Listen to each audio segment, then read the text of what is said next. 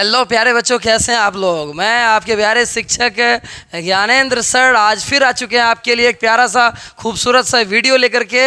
आज बच्चों हम लोग क्लास 12th वाले बच्चों का राजनीति विज्ञान का मोस्ट वीवीआई टॉपिक जिसका नाम है राष्ट्रपति, तो राष्ट्रपति से संबंधित आज हम लोग बहुत सारे ऑब्जेक्टिव प्लस सब्जेक्टिव यानी कहा जाए तो पहले मैं आपको पढ़ाऊंगा फिर उसका ऑब्जेक्टिव भी क्लियर करवाऊंगा। तो आज हम लोग सबसे पहले आज हम लोग जानेंगे कि आखिर राष्ट्रपति का चुनाव कैसे होता है और भारत में आज़ादी के बाद से लेकर के वर्तमान समय तक अभी तक कितने राष्ट्रपति बदले हैं और राष्ट्रपति के चुनाव में कौन सब चुनाव में वोट डालते हैं।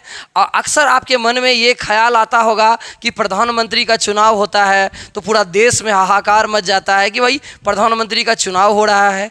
अगर राष्ट्रपति का चुनाव होता है किसी को कानो कान खबर नहीं मिल पाता है आम जनता को कि आखिर राष्ट्रपति का चुनाव कैसे हो रहा है। तो अक्सर आपके मन में ये सवाल उठता होगा आपके मन में खास करके आखिर राष्ट्रपति बनते कैसे हैं। आपने कभी सोचा कि राष्ट्रपति बनते कैसे हैं? क्या आपने राष्ट्रपति के चुनाव में वोट डाला? तो नहीं, तो आखिर राष्ट्रपति बन कैसे गए भाई? तो चलिए इन सभी सारी चीज़ों पे आज आपके शिक्षक आपके प्यारे शिक्षक ज्ञानेंद्र सर आ चुके हैं। इन्हीं सारे सवालों का जवाब लेकर के अक्सर आपके मन में ये सब सवाल उठता होगा और आप यूट्यूब पे और भी कई जगहों पे आप गूगल पे सर्च करते होंगे कि राष्ट्रपति बनते कैसे हैं। तो आज इस वीडियो को आप पूरा देखिए, निश्चित रूप से आपको बहुत फ़ायदा होगा। खास करके क्लास 12th का जब आप एग्ज़ाम देंगे तो वहाँ पर आपको इस टॉपिक से रिलेटेड बहुत सारे ऑब्जेक्टिव आपको देखने को मिलेंगे। तो सबसे पहले आप सब्जेक्टिव पढ़िए, उसके बाद आप इसी क्लास में इसी वीडियो में आप ऑब्जेक्टिव का सेट प्रैक्टिस कीजिएगा मेरे साथ साथ। तो इससे क्या होगा, आपका ऑब्जेक्टिव भी क्लियर हो जाएगा और साथ ही साथ सब्जेक्टिव भी क्लियर हो जाएगा। तो चलिए बिना समय को गवाए हुए, समय आपका बर्बाद नहीं करेंगे भाई, तो समय को बिना गवाए हुए आज का क्लास स्टार्ट करते हैं। आज का क्लास बहुत मज़ेदार होने वाला है। आप निश्चित रूप से अंत तक जुड़िए, वीडियो को स्किप मत कीजिएगा। एक एक पॉइंट आपके लिए बहुत महत्वपूर्ण होने वाला है। खास करके यदि अगर आप कॉम्पिटिशन की तैयारी करेंगे तो वहाँ भी आपको यहाँ से बहुत सारे प्रश्न देखने को मिलते हैं। तो कुल मिलाकर के वीडियो बहुत ही इम्पोर्टेंट होने वाला है। तो चलिए स्टार्ट करते हैं। सबसे पहले जो पहला प्रश्न था आपका मन में जो सवाल उठता था कि राष्ट्रपति कैसे बनते हैं, आखिर कौन इसके इलेक्शन में वोट डालता है। ठीक है, तो चलिए, तो सबसे पहले आज हम लोग जानते हैं कि राष्ट्रपति कैसे बनते हैं। देखिए, चलिए ये मैंने पेन भी ले लिया। कहता क्या है कि राष्ट्रपति कार्यपालिका का प्रधान होता है। राष्ट्रपति जो होते हैं वे कार्यपालिका का प्रधान होता है, यानी कि हमारे देश में जो मुख्य नागरिक कहा जाता है वो राष्ट्रपति जी को कहा जाता है। हमारा जो कार्यपालिका सिस्टम है तो उस सिस्टम का जो प्रधान होता है यानी मुख्य जो होता है उन्हें राष्ट्रपति कहा जाता है। तो इसीलिए हम लोग कई बार ये भी लाइन बोल देते हैं अक्सर कि राष्ट्रपति जो होते हैं वे कार्यपालिका का प्रधान होते हैं। ठीक है, अब देखिए, राष्ट्रपति का निर्वाचन अप्रत्यक्ष विधि के द्वारा होता है। राष्ट्रपति का जो निर्वाचन होता है, राष्ट्रपति का निर्वाचन वह अप्रत्यक्ष विधि के द्वारा होता है। अप्रत्यक्ष विधि किसको कहते हैं भाई? अप्रत्यक्ष विधि का मतलब होता है जिस विधि में डायरेक्ट जनता वोट नहीं देती है उस इलेक्शन को कहा जाता है अप्रत्यक्ष विधि।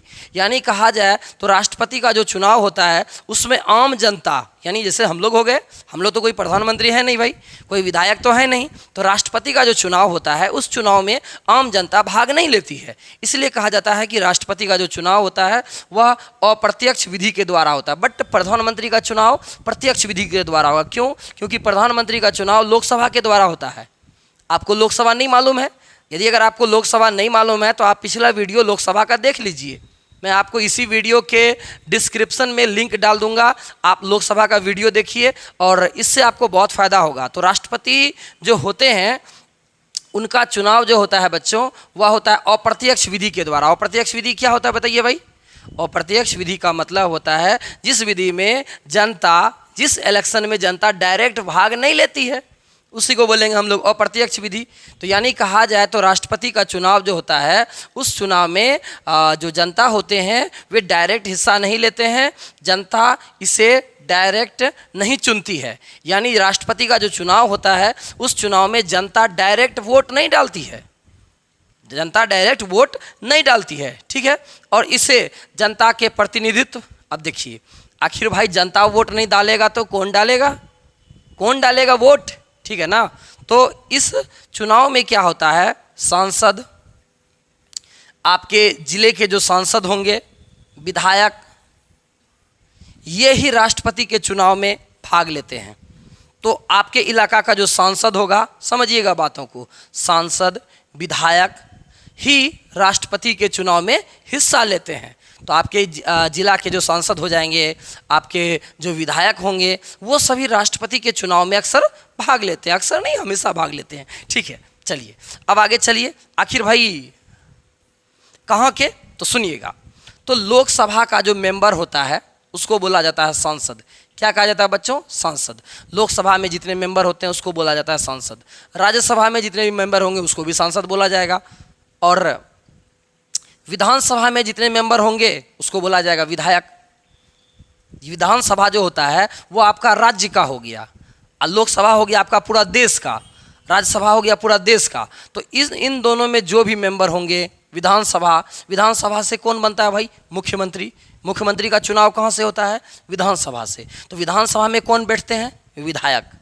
तो विधानसभा में जो विधायक होते हैं, तो यानी कहा जाए तो कुल मिलाकर के हमें यह जानकारी यहाँ से मिलती है कि लोकसभा, राज्यसभा, विधानसभा, दिल्ली, पुदुचेरी, विधानसभा के निर्वाचित सदस्य, आपको ये बातें याद रखनी है। यानी कहा जाए तो लोकसभा, राज्यसभा, इसका सभी मेंबर राष्ट्रपति के चुनाव में हिस्सा नहीं लेगा।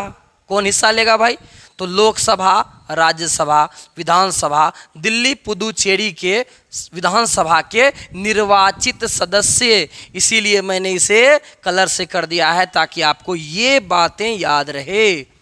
यानी सारा लोकसभा का सभी मेंबर वोट नहीं डालेगा, निर्वाचित सदस्य। अब निर्वाचित सदस्य क्या होता है भाई, निर्वाचित सदस्य का मतलब होता है कुछ चुने हुए मेंबर, कुछ चुने हुए मेंबर। तो लोकसभा, राज्यसभा, विधानसभा, दिल्ली, पुदुचेरी विधानसभा के जो चुने हुए मेंबर होते हैं, निर्वाचित सदस्य होते हैं, वही आपका राष्ट्रपति के चुनाव में हिस्सा लेते हैं। तो आपने क्या देखा कि जनता डायरेक्ट वोट नहीं डालती है।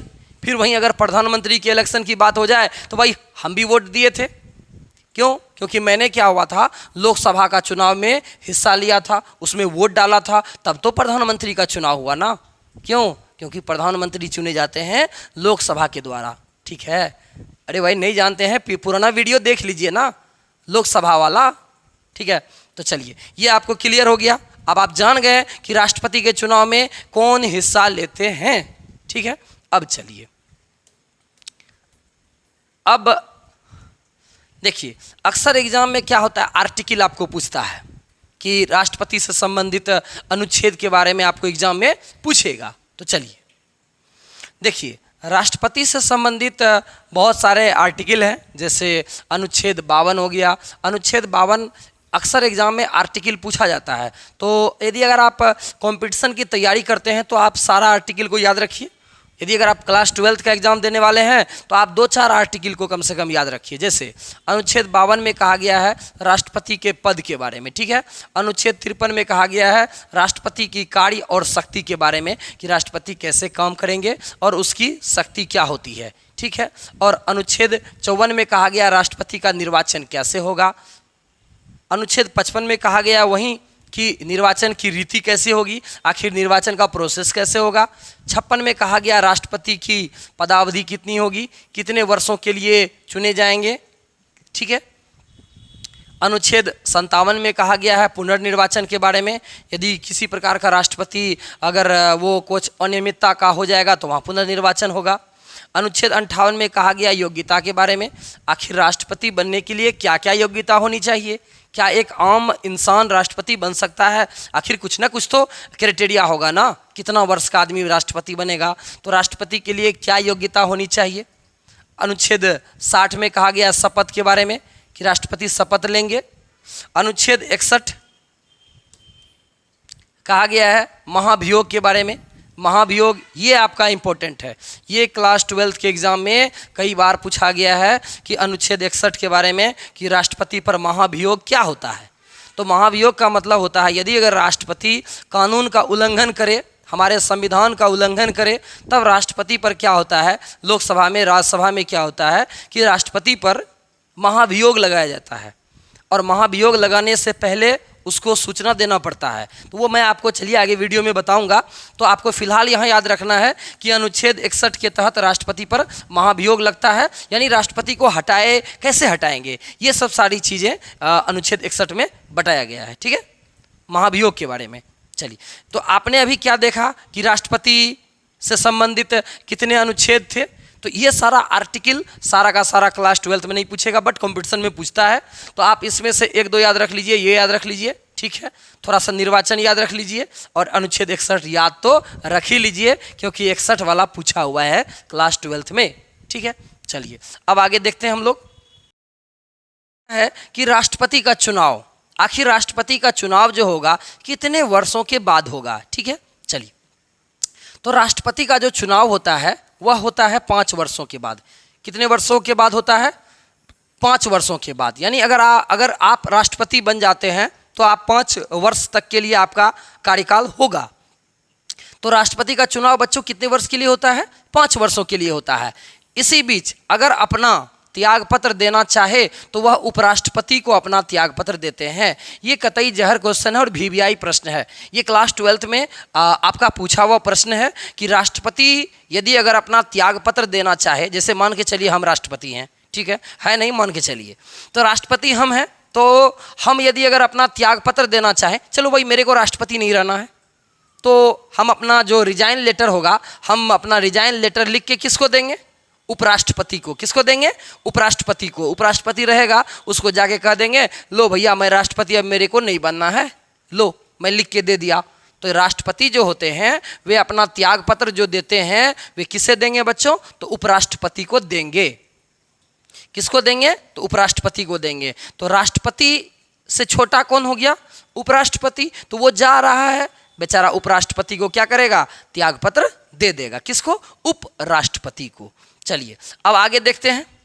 राष्ट्रपति बनने के लिए न्यूनतम आयु होना चाहिए आपका 35 वर्ष। कितना होना चाहिए? 35 वर्ष। चलिए, आप तो कहने का मतलब राष्ट्रपति ऐसे भी अभी नहीं बन पाइएगा, क्योंकि 35 वर्ष तो किसी का हुआ नहीं होगा। ठीक है, तो राष्ट्रपति बनने के लिए न्यूनतम एज होना चाहिए 35 वर्ष। 35 साल आपका एज होना चाहिए, तब आप राष्ट्रपति बनने के बारे में सपना देखिएगा, वरना अभी मत देखिए। ठीक है, अभी आप फिलहाल पढ़ाई कीजिए। तो राष्ट्रपति बनने के लिए आपका एज होना चाहिए 35 वर्ष। ठीक है, और अधिकतम जब आप चाहें तो राष्ट्रपति बन सकते हैं। चलो भाई, जब मन तब तू राष्ट्रपति बन जा, लेकिन हाँ न्यूनतम एज होना चाहिए 35 साल। अब भाई राष्ट्रपति पूरे देश के प्रधान हैं, पूरे देश के मालिक हैं, तो बच्चा को तो कोई बना नहीं सकता है। तो राष्ट्रपति बनने के लिए न्यूनतम एज होना चाहिए 35 साल, अधिकतम आपका जितना हो जाए। 150 साल अगर आप जिंदा हैं तो राष्ट्रपति बन जाइए, 500 साल जिंदा हैं राष्ट्रपति बन सकते हैं।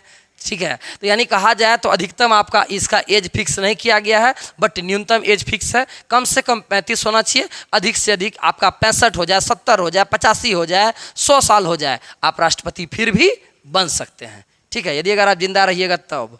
ठीक है, आगे चलिए। अब कहता है क्या, भारत में, चलिएगा यहाँ से हम लोग समझते हैं।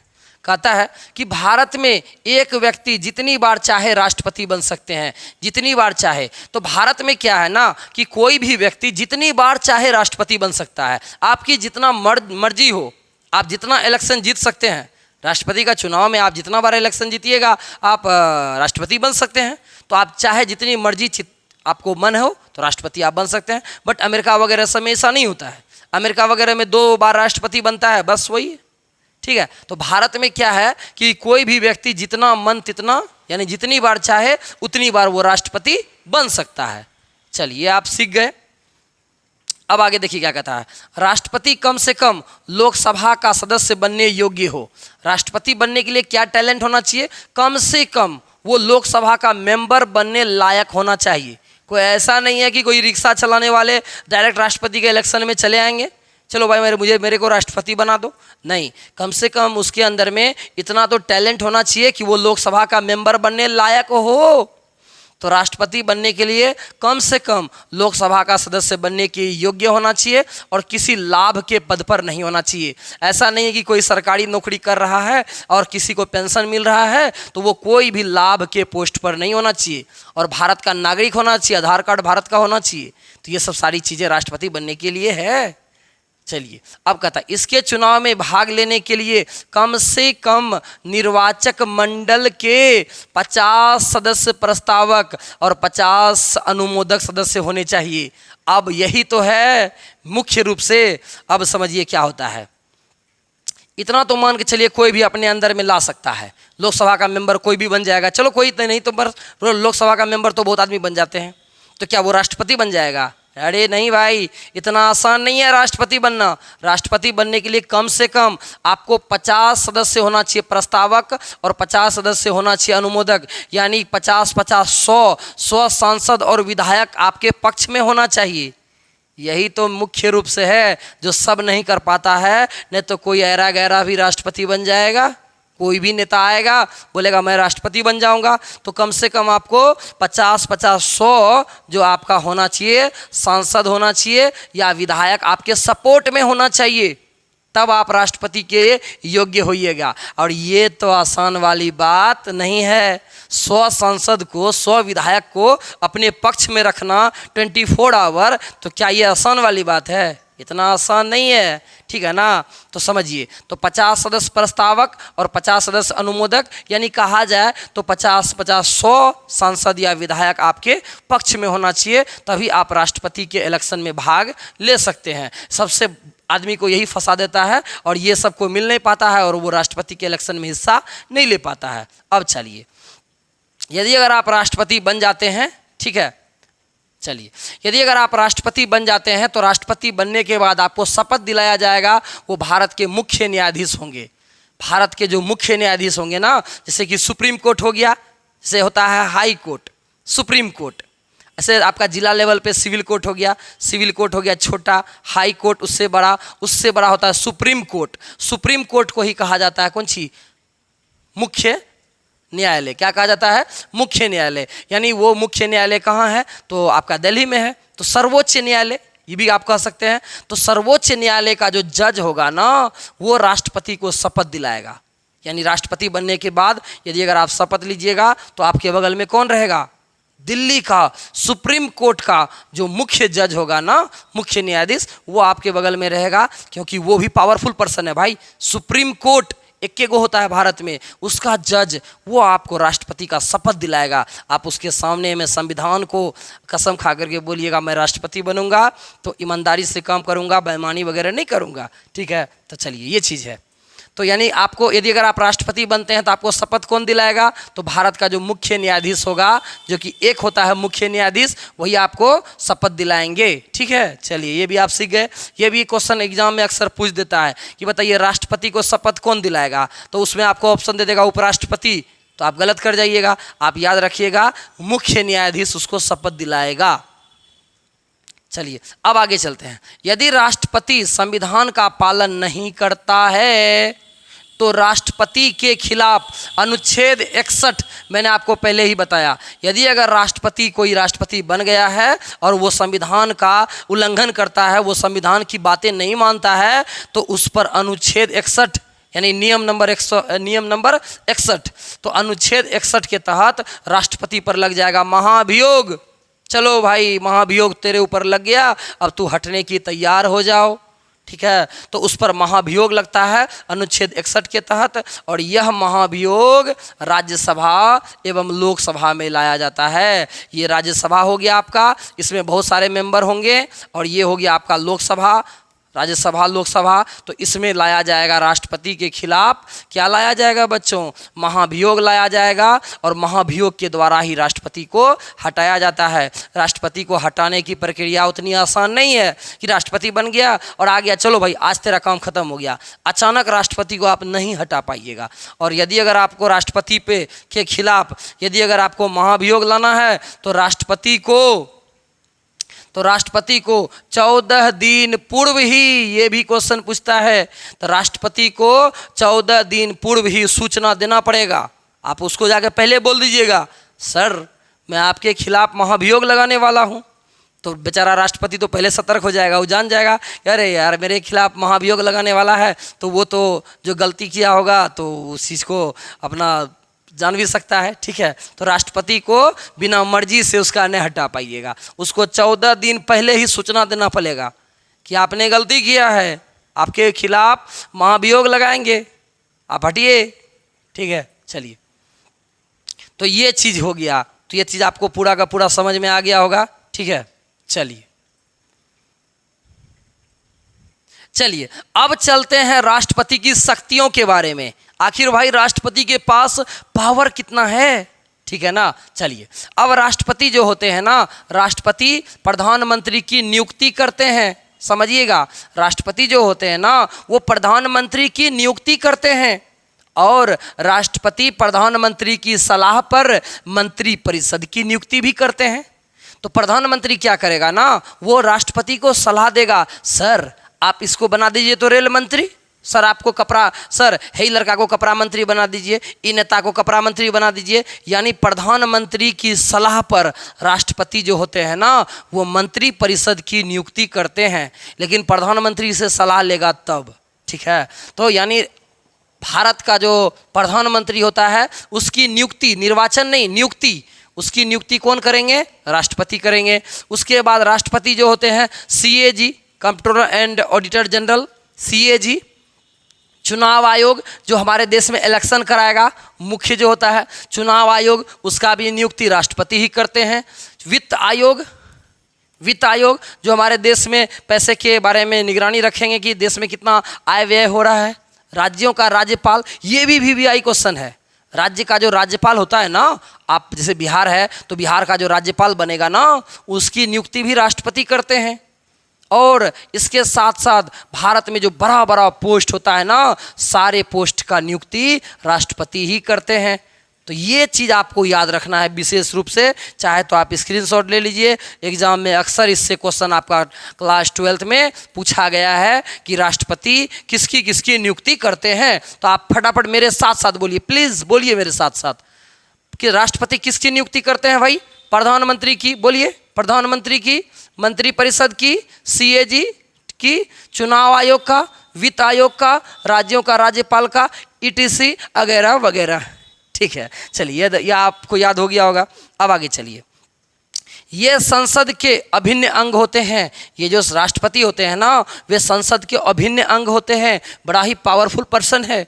कोई बिल बिना राष्ट्रपति के हस्ताक्षर के पास नहीं हो सकता है। यदि अगर हम राष्ट्रपति हैं ना, कोई भी बिल बनेगा ना, कोई भी कानून बनेगा ना, जब तक मैं साइन नहीं करूँगा तब तक वो बिल पास ही नहीं होगा। तो बताइए राष्ट्रपति के पास पावर होता है कि नहीं होता है। आप बनना चाहेंगे राष्ट्रपति, ठीक है ना, तो कमेंट बॉक्स में लिखिएगा सर मुझे राष्ट्रपति बनना है। ठीक है, चलिए, तो ये सब सारी चीज़ें हैं। अब आगे चलिए, अब कहता है राष्ट्रपति अनुच्छेद 72 के तहत किसी भी अपराधी को क्षमा दान दे सकता है, चाहे वो नेशनल लेवल का अपराधी है, चाहे वो इंटरनेशनल लेवल का अपराधी है। ठीक है ना, यदि कोई अपराध किया है तो राष्ट्रपति अनुच्छेद 72 के तहत उस व्यक्ति को क्षमा दान दे सकता है, माफ़ी दे सकता है। चलो भाई मैंने तेरा सज़ा माफ़ किया, तो बताइए राष्ट्रपति बनने के बाद कितना पावरफुल पर्सन हो गया ना, वह किसी को भी क्षमा कर सकता है। बताइए अपराधी को वो कितना बड़ा गुनाह किया है तो राष्ट्रपति उसको माफ़ भी कर सकता है। किस आर्टिकल के तहत, अनुच्छेद 72 के तहत। आगे चलिएगा, सुप्रीम कोर्ट, हाई कोर्ट के जजों की नियुक्ति राष्ट्रपति के द्वारा की जाती है। ये तो मैं आपको बता ही दिया। सुप्रीम कोर्ट जो होता है ना भारत का जो होता है मुख्य न्यायाधीश। अब चलिए एक चीज़ बात यहाँ आप समझ रहे होंगे कि राष्ट्रपति बनने के बाद आप मुख्य न्यायाधीश के पास जाके शपथ लीजिएगा, ठीक है, उसके बाद आगे सुनिए, और आप ही उसका नियुक्ति भी कीजिएगा। कितना गजब का चीज़ है, कितना गजब का अपना देश है। देखिए यहाँ लिखा हुआ है सुप्रीम कोर्ट का जो जज होगा ना उसकी नियुक्ति कौन करेंगे भाई, इसको थोड़ा क्लीन कर दें आपको दिखेगा अच्छे से। देखिए सुप्रीम कोर्ट के जो जज होंगे ना उसकी नियुक्ति कौन करेंगे, राष्ट्रपति, और राष्ट्रपति उसका नियुक्ति करेगा और राष्ट्रपति ही उसके सामने में शपथ लेगा। तो ये हमारे देश की खूबसूरती है कि राष्ट्रपति सुप्रीम कोर्ट के जज का नियुक्ति भी करते हैं और उसी के सामने शपथ भी लेते हैं। यानी कहा जाए तो हमारे देश में कोई भी पोस्ट बड़ा नहीं है, हर व्यक्ति एक दूसरे के सामने में समकक्ष है, बराबर है। तो यानी कोई भी बड़ा नहीं है, कोई भी कानून से बड़ा नहीं है। चलिए, तो ये चीज़ हो गया। अब आगे चलिए। राष्ट्रपति जो होते हैं तीनों सेना यानी थल सेना, जल सेना, वायु सेना, ठीक है ना, वायु सेना, इसका हेड होता है, हेड बॉस। अब सुनिए, हमारे देश में 3 तरह का आर्मी हो गया। एक हो गया थल सेना जो जमीन पर चलेगा, एक हो गया जल सेना नेवी जो पानी में रहेगा, एक होता वायु सेना, ठीक है ना। तो वायु सेना जो होंगे तो उन तीनों का जो बॉस होगा ना, हेड होगा ना, वो राष्ट्रपति होता है। बिना राष्ट्रपति की मर्जी के कोई भी कुछ नहीं कर पाएगा, ठीक है ना। किसी देश पर आक्रमण करना है, क्या करना है, तो ये सब सारी चीज़ें राष्ट्रपति ही डिसाइड करेंगे। तो बताइए, राष्ट्रपति है ना पावरफुल पर्सन। अब आगे चलिए, यहाँ सुनिएगा, ये भी क्वेश्चन आपका पूछा हुआ, ये तो पहले आप VVI लगा दीजिए तो इसमें, ठीक है ना। ये क्वेश्चन आपका पूछा हुआ है, इधर हाल ही में पूछा हुआ है। कहता है कि जब कभी लोकसभा राज्यसभा की बैठक नहीं चल रही होती है, जब कभी लोकसभा का बैठक नहीं है, चलो भाई लोकसभा का मीटिंग नहीं चल रहा है, राज्यसभा का मीटिंग वहाँ भी नहीं चल रहा है, तब क्या होता है ना, राष्ट्रपति अकेले ही किसी भी बिल पर अनुच्छेद 123 के तहत 1, 2, 3 के तहत बिल पास कर सकती है और यह राष्ट्रपति की विधायी शक्तियां कहलाती है। तो यदि अगर कभी लोकसभा का मीटिंग नहीं चल रहा है, राज्यसभा का मीटिंग नहीं चल रहा है, तो राष्ट्रपति क्या करेंगे ना, अनुच्छेद 123 के तहत साइन कर सकता है, उस बिल पर हस्ताक्षर कर सकता है और उस बिल को पास भी कर सकता है। हाँ, भले ही उस बिल को पास होने के बाद आगे क्या होगा वो तो बात की बात है, बट उस बिल पर साइन कर सकता है और उस बिल को पास भी कर सकता है। और इस पावर को कहा जाता है विधायी शक्तियाँ। क्या कहा जाता है बच्चों? विधायी शक्तियाँ। क्या कहा जाता है? विधायी शक्तियाँ। राष्ट्रपति के पास जो है ना बहुत सारा शक्ति होता है, तो उस शक्ति में से एक शक्ति का नाम होता है विधायी शक्ति। तो ये राष्ट्रपति का कौन सा शक्ति है? विधायी शक्ति, जिसके तहत कभी भी वो साइन कर सकता है किसी भी बिल पर। चलिए, ये चीज तो हो गया। अब आगे चलिए। अब कहता है राष्ट्रपति 3 तरह के आपातकाल की घोषणा कर सकते हैं, ठीक है। अब समझिएगा, ये भी क्वेश्चन आपका VVI है, बहुत बार पूछा हुआ है, ठीक है। तो राष्ट्रपति क्या होता है ना, हमारे देश में इमरजेंसी लगा सकते हैं, ठीक है। तो देखिए, अनुच्छेद 352 के तहत राष्ट्रीय आपातकाल की घोषणा करते हैं। तो देखिए, इमरजेंसी जो होता है, जिस पर जैसे आप समझिए लॉकडाउन लगता है तो क्या होता है, पूरा देश कंट्रोल में आ जाता है। तो उस प्रकार से क्या होता है ना, लॉकडाउन टाइप से आप याद रख लीजिए कि एक प्रकार से होता है आपातकाल। तो अनुच्छेद 352 के तहत राष्ट्रपति क्या कर सकता है, पूरे देश में आपातकाल लगा सकता है। किस आर्टिकल के तहत? तो अनुच्छेद 352 के तहत उस आपातकाल को कहा जाता है राष्ट्रीय आपातकाल। क्या कहा जाता है? राष्ट्रीय आपातकाल, ठीक है। तो किस अनुच्छेद के तहत राष्ट्रपति राष्ट्रीय आपातकाल लगाएगा बोलिए तो? अनुच्छेद 352 के तहत। ये भारत में अब तक 3 बार लग चुका है, अब तक 3 बार लग चुका है। याद रख लीजिएगा, कब कब? 1962 में जब भारत और चीन की लड़ाई हुई थी, जब भारत और बांग्लादेश का मैटर हुआ था, तो यानी भारत और पाकिस्तान की जो लड़ाई हुई थी 1971 में, क्योंकि भारत ने बांग्लादेश का मदद कर दिया था। और 1975 में जब देश में इमरजेंसी लगा था, क्योंकि इंदिरा गांधी ने क्या किया था, इलेक्शन में धांधली वगैरह कर दी थी। और वो क्या की थी, तो जानबे करते हैं आप कि इंदिरा गांधी इलेक्शन में कुछ गड़बड़ी कर दी थी और इसके खिलाफ जो है ना इलाहाबाद का उच्च न्यायालय जो है ना उसको अनियमितता का पकड़ा लिया और उसको बोला कि भाई आप गलती कर रही हैं। तो उन्होंने क्या किया, 1975 में पूरे देश में आपातकाल लगा दिया, ठीक है। तो वो क्वेश्चन आपको ऑब्जेक्टिव में अभी देखने को मिलेगा, ठीक है। अब आगे चलिए। तो ये हो गया आपका क्या चीज़, राष्ट्रीय आपातकाल। तो बताइए फटाफट, राष्ट्रीय आपातकाल अब तक देश में कितनी बार लग चुका है? 3 बार। कब तक? 1962 में, 1971 में, 1975 में। किस अनुच्छेद के तहत? अनुच्छेद 352 के तहत। तो ये तो हो गया पहला। चलिए अब आगे चलिए। अब अगला होता है अनुच्छेद 356। अनुच्छेद 356 के तहत राष्ट्रपति किसी भी राज्य में राष्ट्रपति शासन लगा सकता है। अब मान चलिए कोई राज्य है, वहाँ का मुख्यमंत्री गड़बड़ी कर रहा है, तो राष्ट्रपति के पास पावर है कि वो उस राज्य में राष्ट्रपति शासन लगा देगा। किस अनुच्छेद के तहत? अनुच्छेद 352 के तहत वह उस राज्य में राष्ट्रपति शासन लगा सकता है। चलिए, ये तो हो गया राष्ट्रपति का दूसरा पावर। ठीक है, अब आगे चलिए।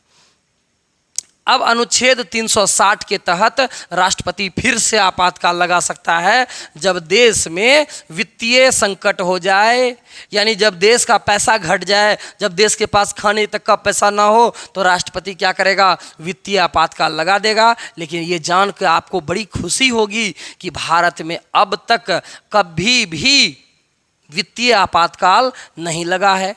अच्छी वाली बात है भाई, भारत का खजाना अभी तक खाली नहीं हुआ है, तो भारत में वित्तीय आपातकाल अभी तक नहीं लगा है। ये आपातकाल भारत में अब तक नहीं लगा है, एक बार भी नहीं लगा है। ठीक है, चलिए, तो ये सब चीज़ आपको याद हो गया होगा। तो बताइए राष्ट्रपति जो है वे कितने तरह का आपातकाल लगा सकता है? 3 तरह का। अनुच्छेद 352 के तहत राष्ट्रीय आपातकाल, अनुच्छेद 356 के तहत राष्ट्रपति शासन और अनुच्छेद 360 के तहत वित्तीय आपातकाल लगा सकता है। यानी 3 तरह का इमरजेंसी राष्ट्रपति लगा सकता है।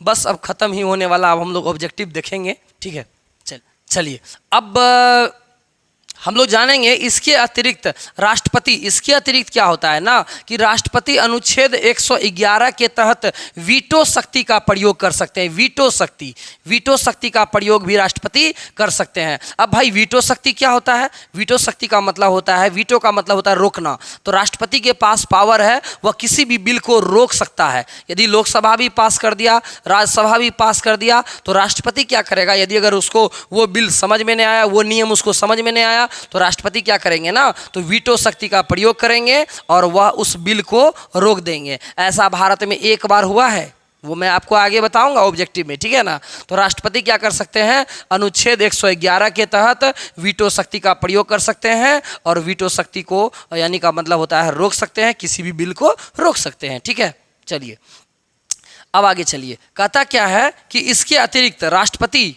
ठीक है, अब इसके अतिरिक्त राष्ट्रपति अनुच्छेद 331 के तहत 2 एंग्लो इंडियन को लोकसभा में नियुक्त कर सकते हैं। चलिए, अब इसके अतिरिक्त क्या है? राष्ट्रपति के पास एक पावर और भी है कि मैंने आपको लोकसभा वाला वीडियो में एक बात बताया था कि राष्ट्रपति क्या करते हैं ना, लोकसभा में 2 एंग्लो इंडियन क्या होता है भाई? यानी जिनके माता पिता अंग्रेज रह चुके हैं, ठीक है ना, तो उनको कहा जाता है एंग्लो इंडियन। तो राष्ट्रपति क्या करते हैं? लोकसभा में 545 सीट में से 2 सीट पर एंग्लो इंडियन को बैठाता है। यदि अगर आप एंग्लो इंडियन के बारे में और जानना चाहते हैं तो मैं फिर से आपको बताऊंगा कि आप लोकसभा वाला वीडियो अवश्य देखा कीजिए, उससे आपको एंग्लो इंडियन के बारे में विशेष जानकारी मिल जाएगी। फिलहाल हम लोग यहाँ पर यही जानेंगे कि राष्ट्रपति जो होते हैं वे लोकसभा में 2 एंग्लो इंडियन को भर्ती कर सकते हैं। किस अनुच्छेद के तहत? तो अनुच्छेद 331 के तहत 2 एंग्लो इंडियन को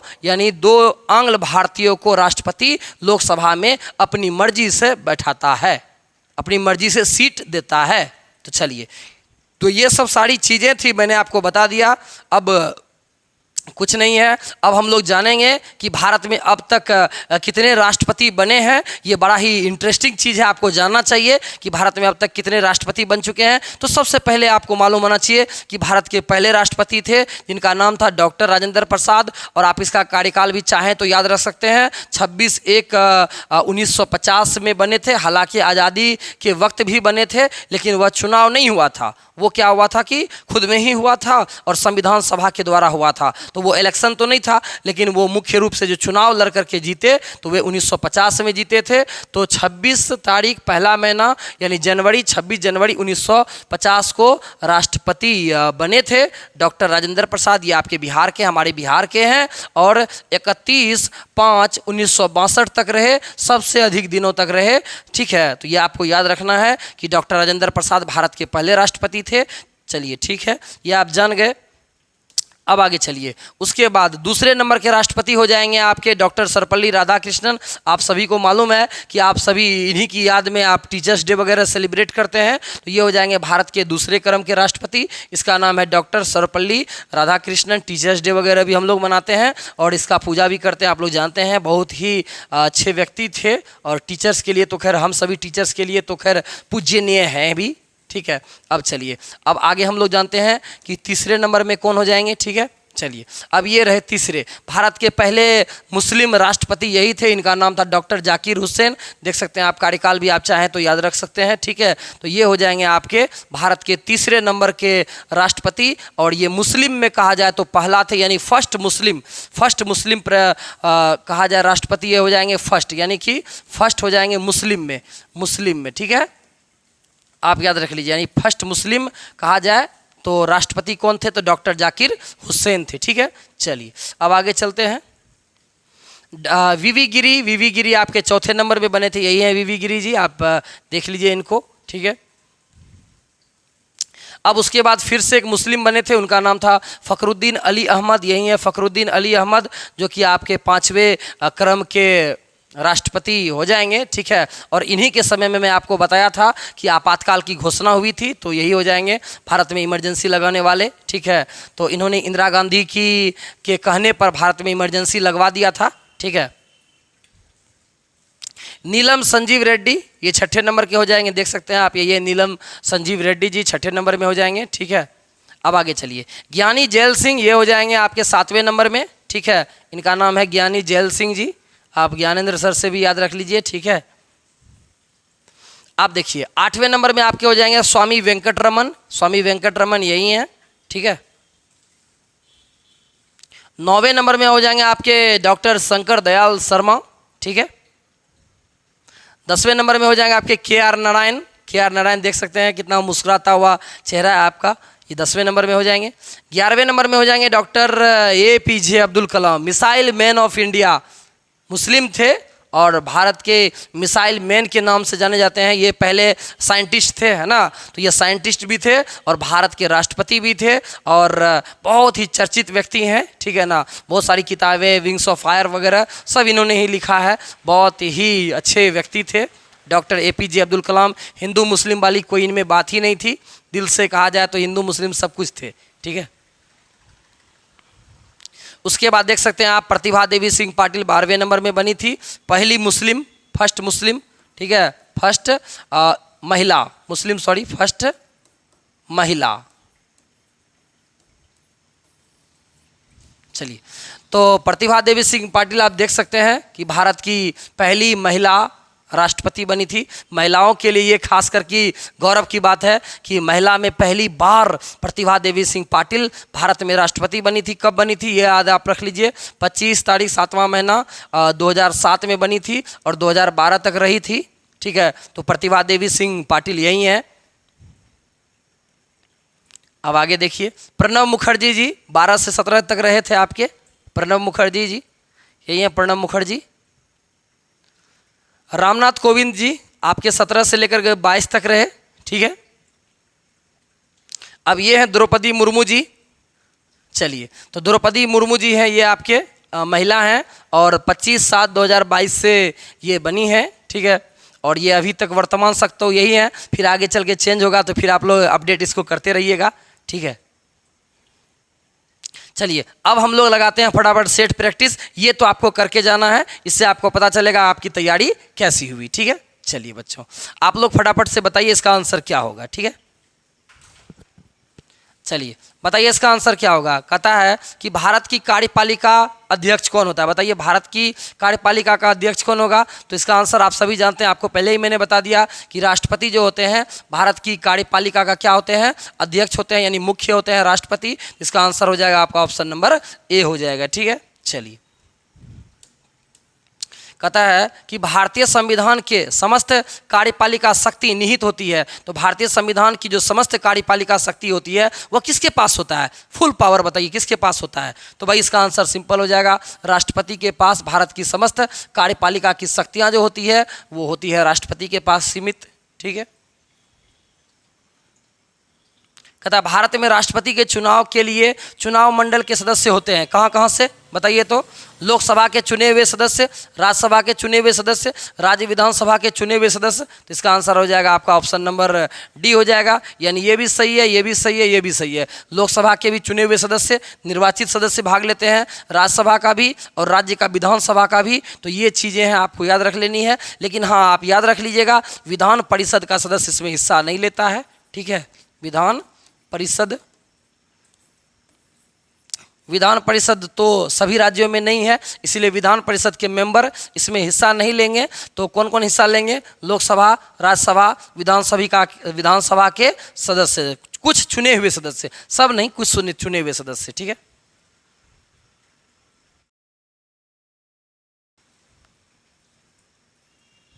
चलिए ये रहा चौथा प्रश्न आपके बीच में। कहता है भारत के राष्ट्रपति अपना त्याग पत्र किसको सौंपता है? बताइए, मैंने आपको अभी तुरंत बताया वीडियो में ही कि भारत के राष्ट्रपति जो हैं वे अपना त्याग पत्र किसको सौंपेंगे? तो भारत के उपराष्ट्रपति को सौंपेंगे। आप VVI याद रख लीजिएगा, ये क्वेश्चन आपका एग्जाम में कई बार पूछता है कि भारत के जो राष्ट्रपति होते हैं वे अपना त्याग पत्र किसको देंगे? तो भारत के उपराष्ट्रपति को देंगे। तो इसका आंसर आपका ऑप्शन नंबर बी हो जाएगा। ठीक है, अब देखिए अगला कहता है कि भारत के राष्ट्रपति को महाभियोग द्वारा हटाए जाने की प्रक्रिया किस अनुच्छेद में वर्णित है? बताइए, किस आर्टिकल के तहत राष्ट्रपति पर महाभियोग लगता है? तो इसका आंसर तो आप जानते ही हैं, मैंने आपको बता दिया है। अनुच्छेद 61 के तहत, आर्टिकल 61 के तहत राष्ट्रपति पर क्या लगता है बच्चों? तो महाभियोग लगता है। महाभियोग 61 में लगता है। ठीक है, चलिए ये तो आपको याद हो ही गया होगा। कहता है अगला कि भारत के प्रथम राष्ट्रपति डॉक्टर राजेंद्र प्रसाद किस राज्य से थे? तो भाई ये हमारे बिहारी थे, तो ये बिहार के लिए गौरव की बात है। तो ये राष्ट्रपति जो हो जाएंगे राजेंद्र प्रसाद, वे बिहारी थे। अब अगला कहता है 2 अवधि के लिए भारत के राष्ट्रपति कौन बने गए थे? बताइए, 2 टाइम्स, 2 अवधि के लिए कौन बने थे भारत के राष्ट्रपति? तो इतना आसान ही है, डॉक्टर राजेंद्र प्रसाद 2 बार बने थे। ठीक है, काफ़ी आसान प्रश्न मिल गया आपको ना जी। चलिए अब चलते हैं अगले प्रश्न की ओर, मज़ा आ रहा होगा सभी को। ठीक है, अब चलिए कहता भारत के प्रथम राष्ट्रपति कौन थे? बताइए, भारत के पहले राष्ट्रपति कौन थे? तो कितना आसान सा प्रश्न ये फिर से आ गया।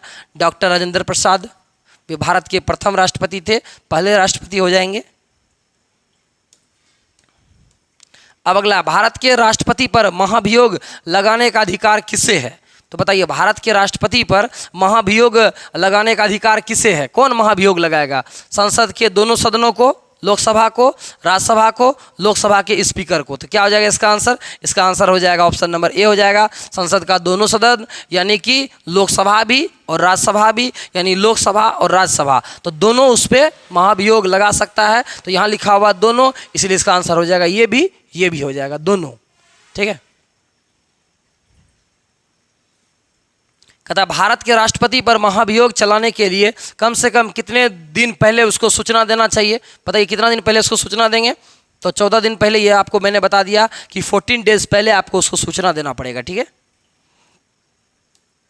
अब आगे चलिए। कहता क्या है कि अध्यादेश जारी करने का अधिकार राष्ट्रपति को कौन सा अधिकार है? राष्ट्रपति जो, ये मैंने क्वेश्चन आपको बोला था स्क्रीनशॉट लेने के लिए। तो राष्ट्रपति जो अध्यादेश जारी करते हैं कि कौन सा उसका अधिकार हो जाएगा? विधायी अधिकार, न्यायिक अधिकार, प्रशासनिक अधिकार, या फिर इनमें से कोई नहीं? तो क्या हो जाएगा? इसका आंसर हो जाएगा विधायी अधिकार। राष्ट्रपति को विधायी अधिकार प्राप्त होती है, तो ये आपका विधायी अधिकार हो जाएगा।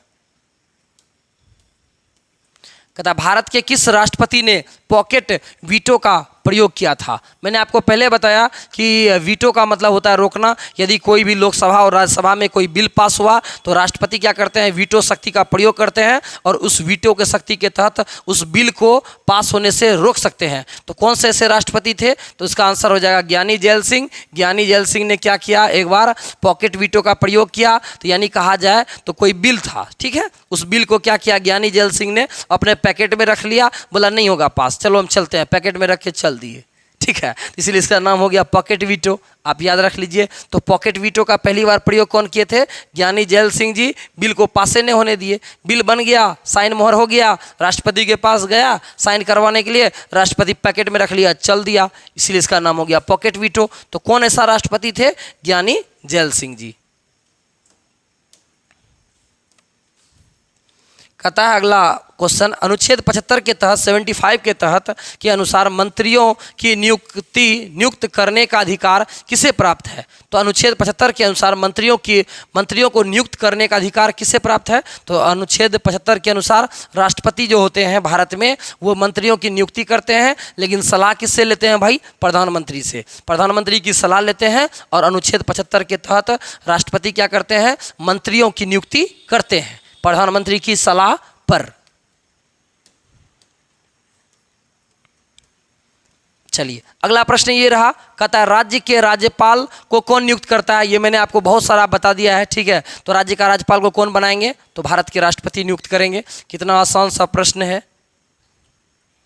देखते हैं 15वां प्रश्न कहता है आप सभी के लिए, कहता है निम्न में से कौन सी नियुक्ति राष्ट्रपति के द्वारा नहीं की जाती है? तो आप सभी को मालूम है कि भारत के जो मुख्य न्यायाधीश हैं उसकी नियुक्ति तो राष्ट्रपति करेंगे ही भाई, राज्यों के राज्यपाल की नियुक्ति करेंगे ही, भारत के प्रधानमंत्री की नियुक्ति भी करते हैं, लेकिन लोकसभा के अध्यक्ष की नियुक्ति नहीं करते हैं। लोकसभा का अध्यक्ष आप सभी को मालूम है कि लोकसभा के मेंबर ही अपने तरफ से लोकसभा के अध्यक्ष यानी स्पीकर का चुनाव करते हैं। तो इसका आंसर हो जाएगा आप सभी का ऑप्शन नंबर बी हो जाएगा।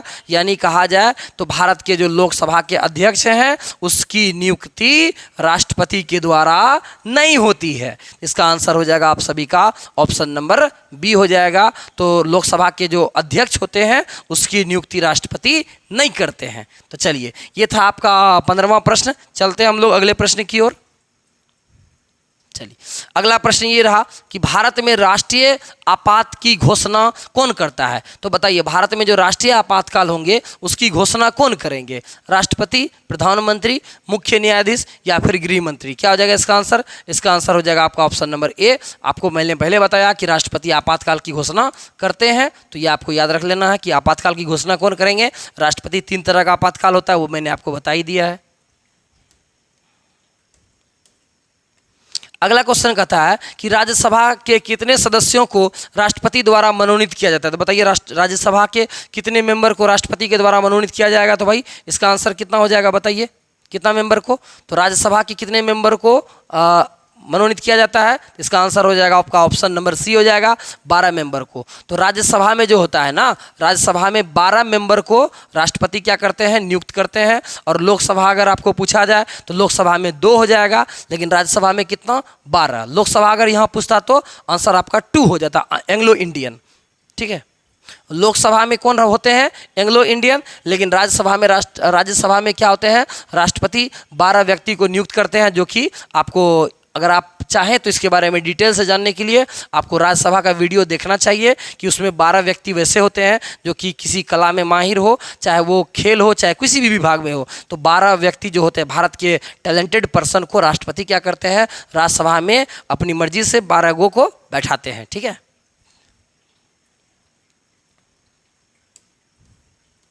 अगला है कि प्रधानमंत्री को कौन नियुक्त करता है? बताइए प्रधानमंत्री को कौन नियुक्त करता है? कौन नियुक्त करेगा भाई? भारत को प्रधानमंत्री कौन नियुक्त करेगा? तो इसका आंसर हो जाएगा राष्ट्रपति। प्रधानमंत्री को कौन नियुक्त करेंगे? तो भारत के राष्ट्रपति नियुक्त करते हैं, ठीक है। निर्वाचन नहीं करते, नियुक्त करते हैं।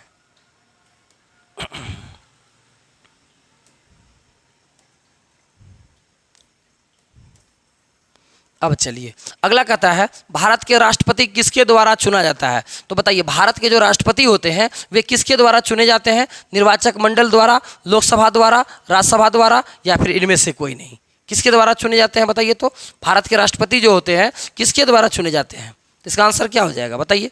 तो इसका आंसर हो जाएगा आपका ऑप्शन नंबर ए हो जाएगा, निर्वाचक मंडल के द्वारा। मैंने आपको पहले बताया कि 50 प्रस्तावक, 50 अनुमोदक वगैरह सारी चीज़ें होती हैं, तब राष्ट्रपति का क्या होता है? निर्वाचन होता है। यानी लोकसभा नहीं चुनेगा, लोकसभा, राज्यसभा सब कुछ होना चाहिए उसमें, तो उसका निर्वाचक मंडल होगा जो कि वो राष्ट्रपति का चुनाव करवाएगा।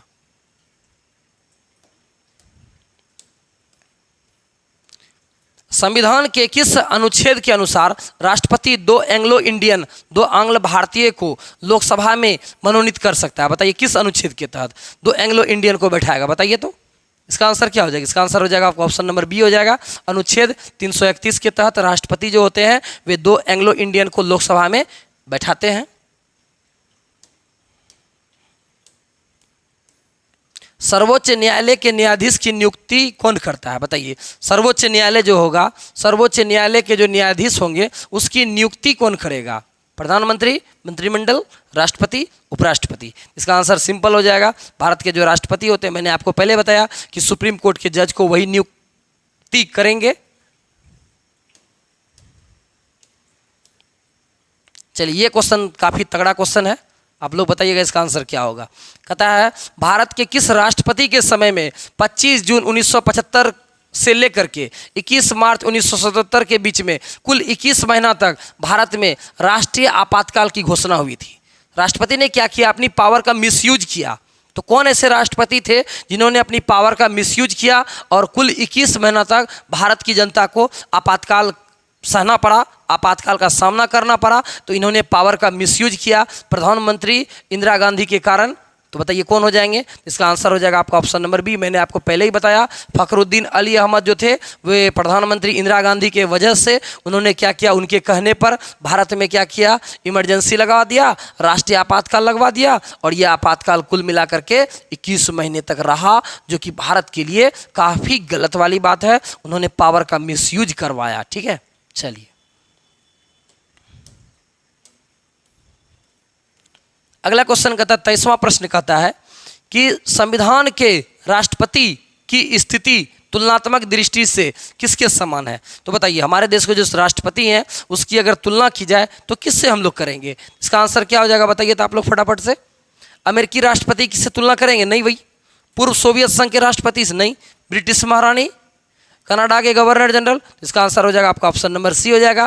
ब्रिटिश महारानी से हम लोग तुलना कर सकते हैं क्योंकि हमारा जो सिस्टम है वो ब्रिटेन यानी इंग्लैंड के सिस्टम पर आधारित है। तो हम लोग क्या करते हैं, ब्रिटिश महारानी से तुलनात्मक कर सकते हैं। ठीक है, अगला प्रश्न कहता है कि मुख्य चुनाव आयुक्त तथा अन्य चुनाव आयुक्तों की नियुक्ति किसके द्वारा की जाती है? पहले मैंने आपको बताया भारत में इलेक्शन जो करवाते हैं उसका जो चुनाव आयुक्त होता है और अन्य चुनाव आयुक्त की नियुक्ति कौन करवाएगा? तो भाई इसका आंसर क्या हो जाएगा बताइए आप लोग फटाफट से। तो इसका भी आंसर हो जाएगा आपका ऑप्शन नंबर ए हो जाएगा, राष्ट्रपति। तो भारत में जो मुख्य चुनाव आयुक्त होंगे और अन्य चुनाव आयुक्तों की नियुक्ति किसके द्वारा की जाती है? तो भारत के राष्ट्रपति जो होते हैं भारत के मुख्य चुनाव आयुक्त और अन्य चुनाव आयुक्त की नियुक्ति करते हैं। ठीक है, ये तो मैंने आपको पहले ही बताया कि स्क्रीनशॉट ले लीजिए आप, किसकी किसकी नियुक्ति भारत के राष्ट्रपति करते हैं। तो ये राष्ट्रपति का पावर है नहीं जी।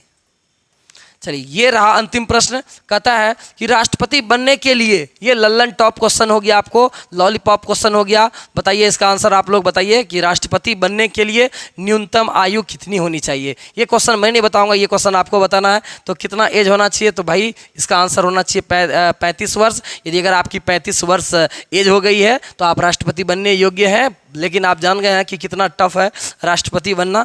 तो ठीक है, ये रहा आपका 25 ऑब्जेक्टिव और सब्जेक्टिव रहा। आप लोग बताइए कमेंट बॉक्स के माध्यम से कि आपको वीडियो कैसा लगा, कितना मज़ा आया इस वीडियो में, क्या कुछ आपने सीखा, तो आपको कितना मज़ा आया आपको लिखना है कमेंट बॉक्स में कि आपको वीडियो कैसा लगा। ठीक है, आपको वीडियो कैसा लगा। ठीक है, तो ये आपको कमेंट बॉक्स में लिखना है। तो निश्चित रूप से आपको वीडियो बहुत मज़ा आया होगा और साथ ही साथ इस वीडियो को आप अपने जो भी दोस्त हैं, जो भी आपके रिश्तेदार हैं, वो सारी चीज़ें, ये सब चीज़ को आप उसको शेयर कीजिए और राष्ट्रपति के बारे में आप उसको भी बताइए कि राष्ट्रपति का चुनाव कैसे होता है। हर जगह शेयर कर दीजिए। आपके ज्ञानेंद्र सर कह रहे हैं आपको, और आप अपने प्यारे शिक्षक ज्ञानेंद्र सर के लिए एक प्यारा सा खूबसूरत सा कमेंट इस कमेंट बॉक्स में अवश्य लिख दीजिएगा। मिलते हैं बच्चों फिर से हम लोग एक नए टॉपिक्स के साथ एक नए वीडियो में। तब तक लेते हैं आप सभी से विदा। Take care, bye bye, take care.